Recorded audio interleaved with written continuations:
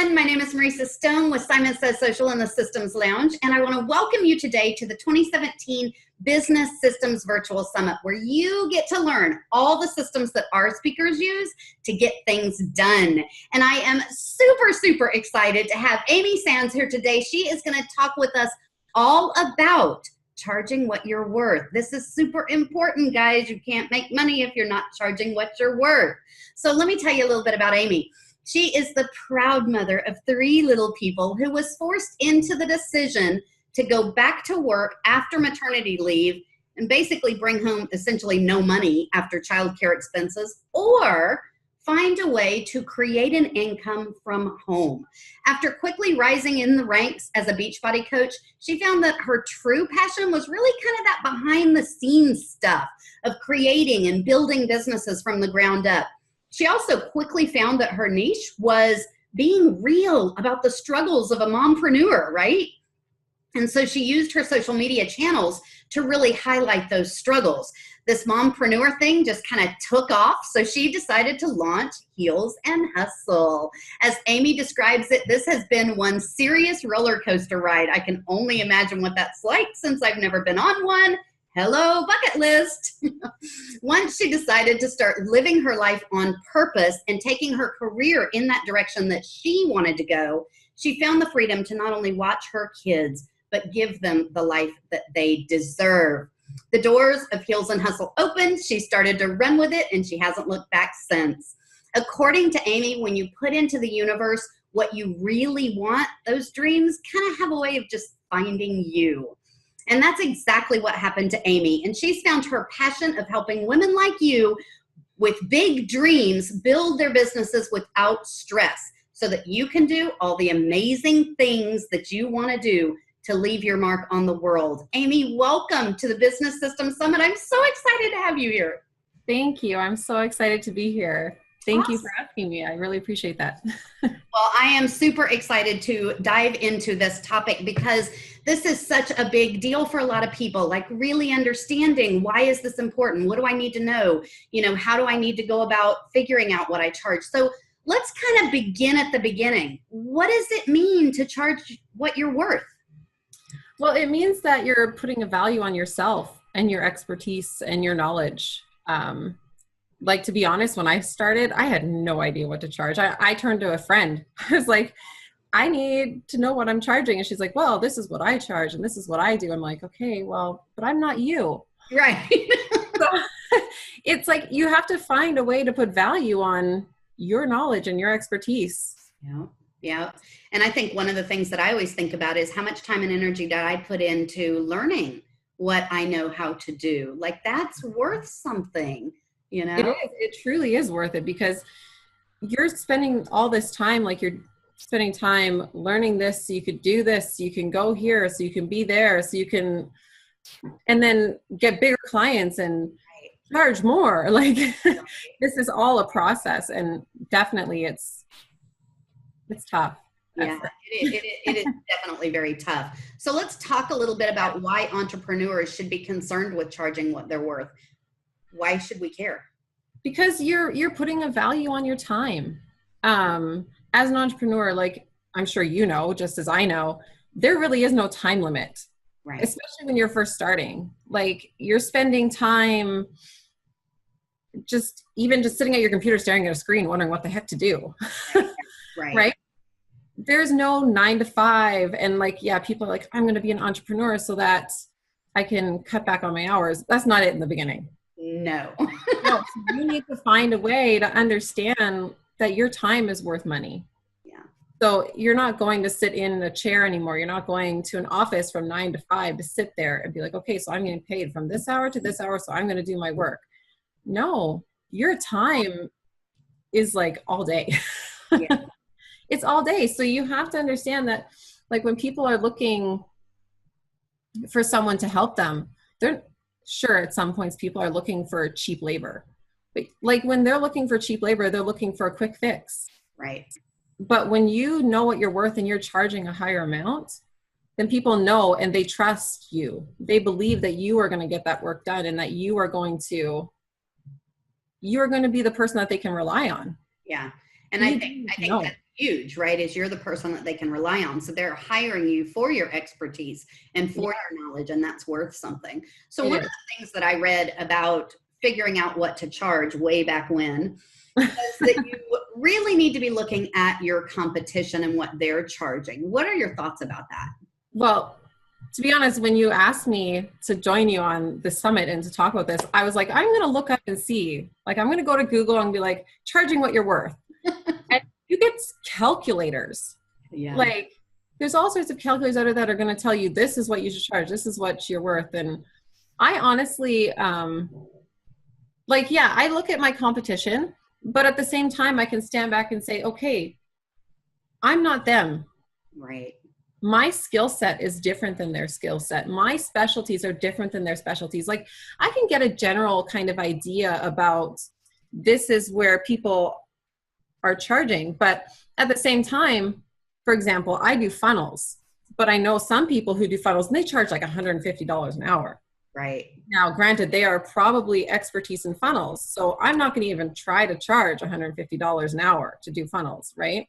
Right. But then there's people who are charging $10 an hour to do funnels, but you can look at your competition, you'd be like, but where is my skill set compared to theirs? Like, you have to really hone into what it is that you know and what it is that you're bringing to the table and put a value on your time.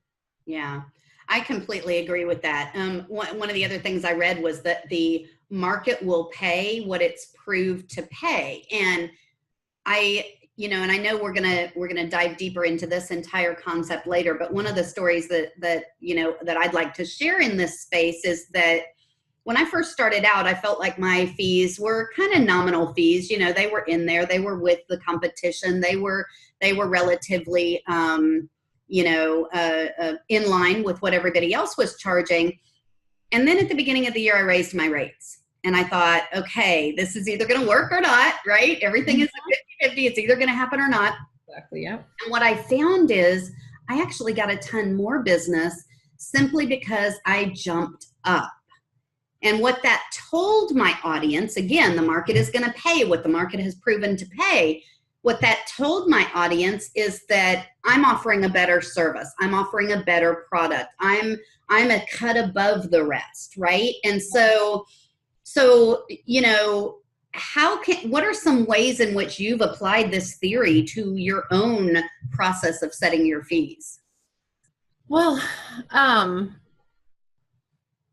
that's a tough one. Like, it really is, because like, you feel like when you make that jump, like, you're really putting yourself out there and you're afraid, am I going to lose my clients? Am I going to lose my audience? Like, am I going to lose my following just because I feel like I'm worth more than this? Right. But you're 100% right. Mm-hmm. When you are upping your rates, yeah, like the market's proving that they're paying $15 an hour for this service. Right. But when you're charging $15 an hour, but you're offering so much more, mm-hmm. you have to be able to make that jump and that connection, as hard as it can be and as risky as it feels, mm-hmm. because what it's showing everybody is that you're confident in it. You're offering more. Your service is more valuable. You are more valuable. You are more trustworthy. Mm-hmm. And then to go along with that, you need to follow that. You can't just charge more and then not give that service. Right. When you up your rates, you need to back that up with the skill set, right, and the offer and the ideas. And again, it always goes back to really understanding what it is that you're bringing to the table, what your specialty is. So like when I first started, I was charging like $10 an hour because I was afraid to get rejected. I was afraid to not get that job because I needed that job. Yeah. But I had one client, when she gave me an interview, she reached out to me, which was unheard of for me because I was like applying for everything. I'm like, I gotta do this. Like, she reached out to me and she's like, well, what do you charge? I'm like, well, I'm charging $15 an hour. She's like, no. I'm like, oh crap. I just lost this. And she's like, you're worth so much more. Mm-hmm. And so she forced me to up my rate. She forced me to realize that I'm worth more, to take that step that I was afraid to take. And now my rates have more than doubled. Right. I don't have to apply for jobs anymore because I believe in what I'm worth and I know what I'm worth and I know what I bring to the table. So people come to me now because I offer so much value for the price. Right. It goes back to what I said before. Like when people are looking for a cheap fix, it's a quick fix. Yeah. Like they need somebody $5 to make a Facebook post. Right. But it's a Facebook post and that's where it ends. There's no strategy behind it.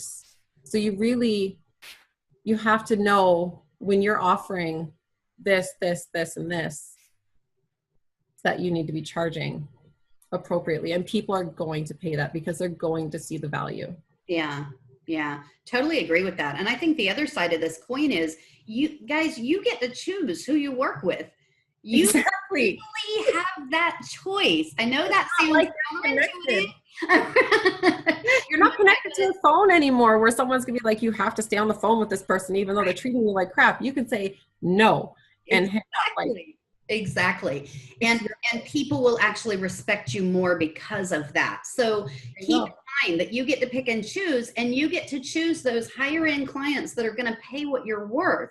And when you start doing that and you start owning that, I get it. It's scary. It's terrifying. Oh my gosh, my business could, explode and I don't get any income.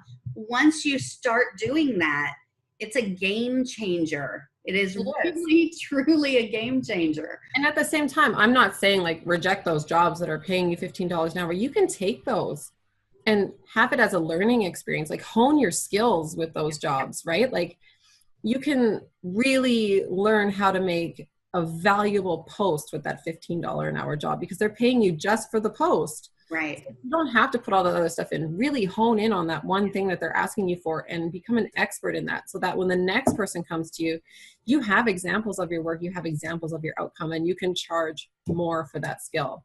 Yeah. Yeah. You make a really good point with that comment.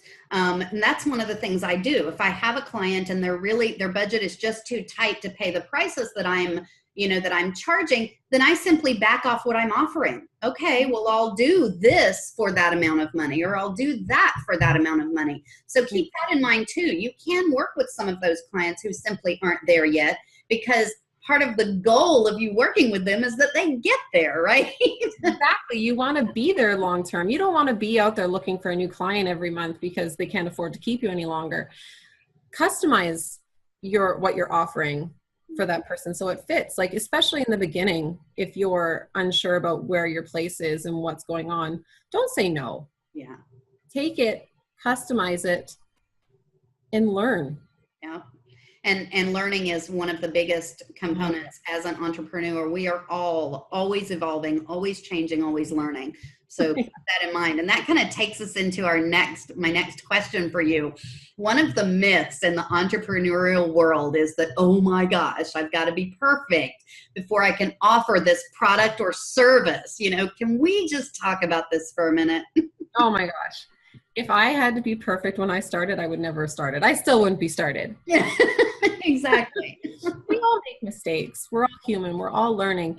And like, that's the beauty of being an entrepreneur, is that you're growing with your business. You're learning with your business. You're learning with your client. Like, to be 100% honest, if your client can't understand that you're human and you can make a mistake, then really, do you need that stress in your life? Do you need that person in your life? I don't think so. I'm a firm believer that if somebody can't understand that you're human, that you don't need them. Yeah, I agree. Because they're probably in the mindset that nothing's good enough unless they do it. So, and you're not them. Like, yeah, you're trying your absolute best to be them because you're helping them in the business. Yeah. But at the same time, you're human. Mm-hmm. We're all imperfect. We're all learning. And as I said, like with the last question, don't be afraid to take on a lower paying or a different customized position, even for a short amount of time. Yeah. To learn your skills, to hone in your skills, because that's the only way you're going to learn. And the only way you're going to perfect it is to make mistakes and learn from those mistakes along the way. Yeah. And the best thing is when you can find a client who understands that. Yep. Yeah, I have one of those and I'm never letting her go. That's right.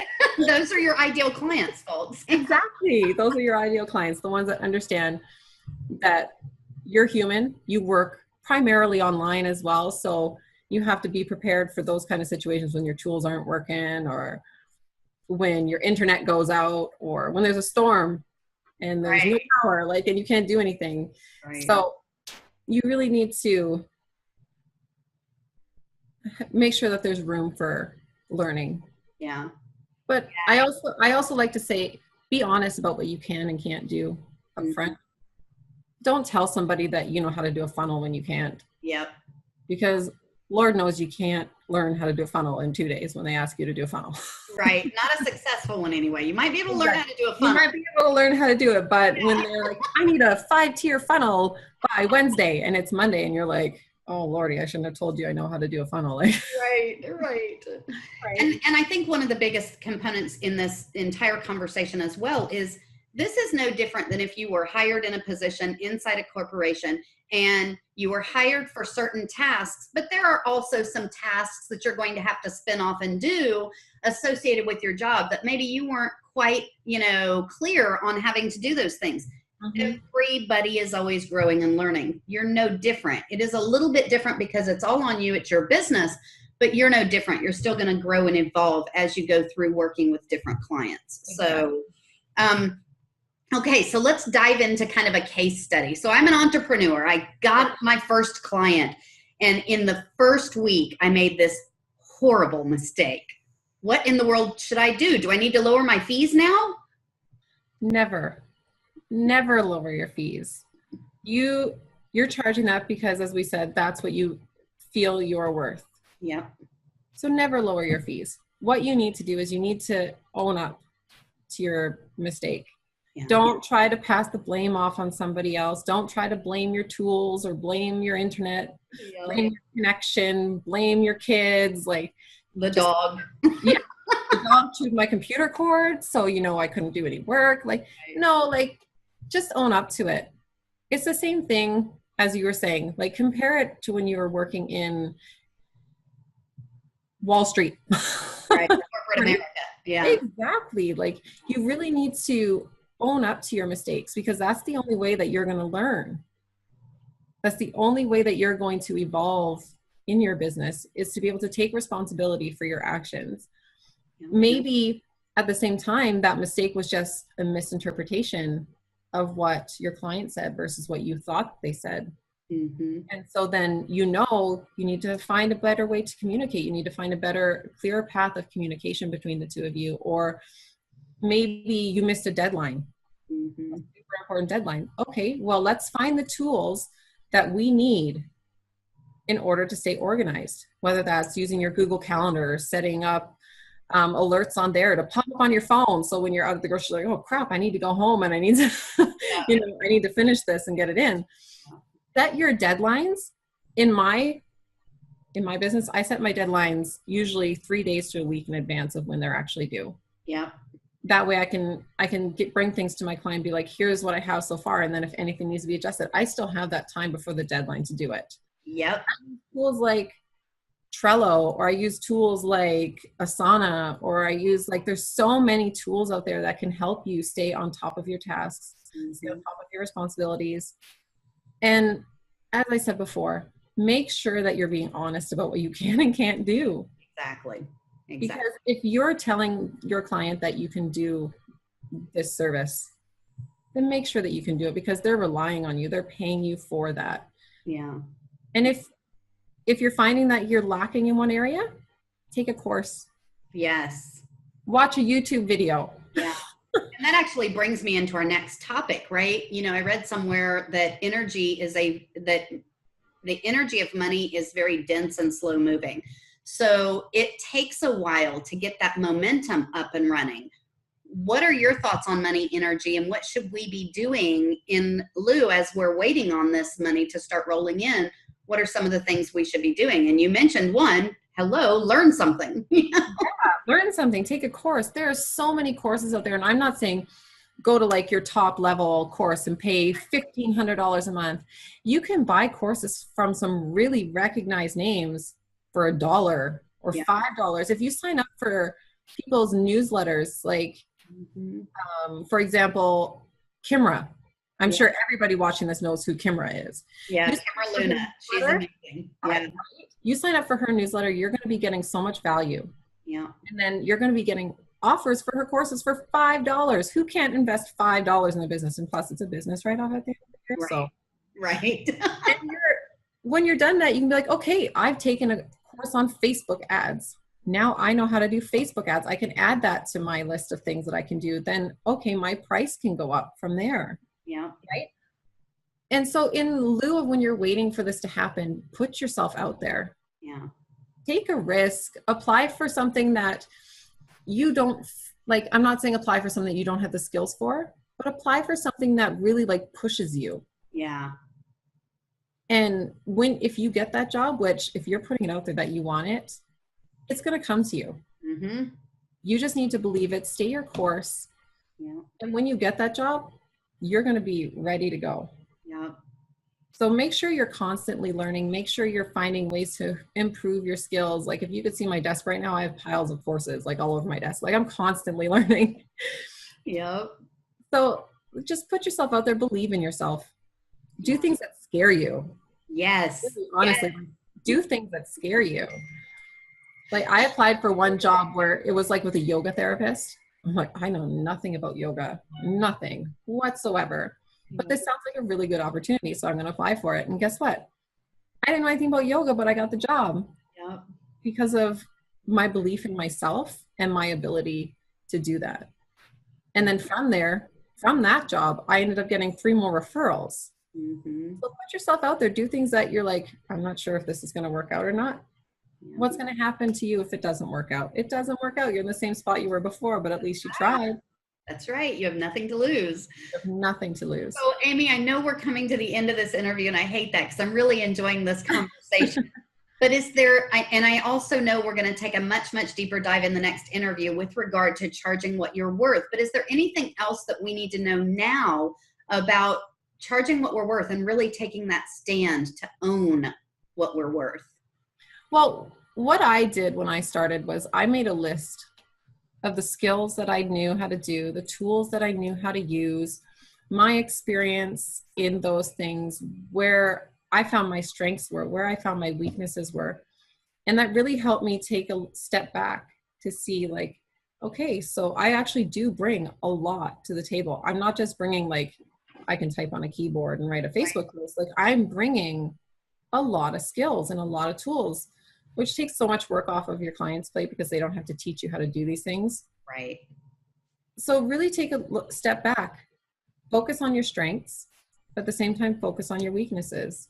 Mm-hmm. Take the time to develop yourself in those areas so that you're a really well-rounded like person that they can hire. Right. Right. You can touch on everything that your client needs. And they're like, okay, I need this. I can do that. I need this. I can do that. Like I have experience here and there. So take a step back, know that you're worth every cent that you want to charge. Mm-hmm. You are worth it. Yeah. You need to understand and you need to believe that if this is what you're charging, you are worth it. Yeah. And never falter from that. Yeah. Believe in it and stand by it, because once you go down that path of, oh, I should lower my rates, I'm not getting this, then how are you going to jump back up again after? Yeah. For me, the only way is up. Yep. The only way is up. And that's a great place to end this conversation. The only way is up. So Amy, how can people reach out to you if they want to either hire you for your services, maybe access some of your resources, or just email you because they're utterly confused about what to charge? How can they reach out to you? You can reach out to me by my email, which is just Amy Saenz Consulting @gmail. I'm sure it might be in the email that gets sent out. Yes, and there are links to guys. And you can go to my website, which is just heels-and-hustle.com. You can reach out to me from there. You can find me on my Instagram or even just Facebook. Honestly, I'm on Facebook all day because that's where I primarily work. So reach out. I know I have that hidden little inbox, so if your messages are going in there, I will find them. Yeah. But definitely reach out. Like, I'm happy to talk to you. I'm happy to point you in a direction. I'm happy to give you some advice, or like be the person that I needed when I started. Yeah, exactly. Exactly. Amy, thank you so much for all you've shared here today. I really, really appreciate it. Guys, click on the links below and definitely take advantage of some of the resources that Amy is sharing with you. Reach out to her, touch base with her, talk through this if you need to. But it is so, so important that you are charging what you're worth in order to design that passion-filled life you've always longed for. Take advantage of her system now and get yourself in that place that you want to be. For those of you that are part of the All Access Pass, stick around because we are going to dive much, much deeper with Amy in just a few minutes in the next interview. For those of you that aren't, thank you so much for being involved in the 2017 Business Systems Virtual Summit. We will see you in the next interview. Bye, everyone.